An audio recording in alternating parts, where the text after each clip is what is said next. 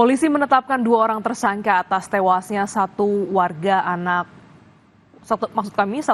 suku anak dalam di Tebo, Jambi.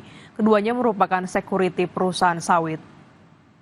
Kedua tersangka terbukti terlibat dalam aksi pengeroyokan 2 warga suku anak dalam di Tebo, Jambi yang menyebabkan 1 orang meninggal dunia. Kasus pengeroyokan ini terjadi pada 29 April lalu, di mana saat tengah berpatroli, keduanya melihat kedua korban yang dicurigai tengah mencuri. Saat ditangkap, korban melakukan perlawanan hingga akhirnya terjadi pengeroyokan dan membuat 1 orang tewas.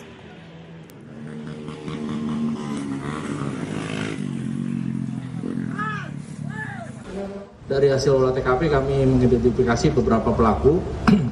2 orang diantaranya sudah diamankan kurang lebih dalam waktu 1 kali 24 jam.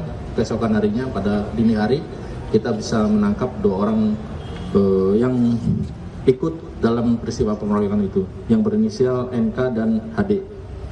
Mereka ini berperan, 1 orang ini berperan memegang korban dan termasuk juga ikut memukuli, dan satunya juga ikut memukuli menggunakan kayu.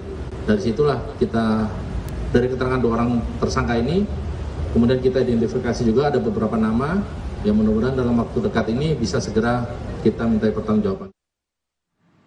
Polisi menyita uang Rp194,7 miliar dari ratusan rekening penampungan judi online yang ditangani penyidik selama Januari hingga Mei 2025. Hingga bulan Mei ini, polisi memblokir terhadap lebih dari 800 rekening setelah menerima laporan hasil analisis dari PPATK dan Ditipideksus Barreskrim Polri. Sebanyak 18 laporan polisi telah ditindaklanjuti dengan total 5.885 rekening senilai Rp224 miliar.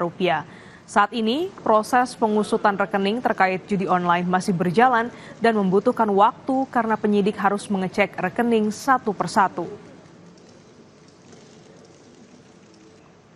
Dari 18 laporan tersebut, Barreskrim Polri telah melakukan pemblokiran dan penyitaan terhadap 164 rekening senilai sekitar Rp61,1 miliar.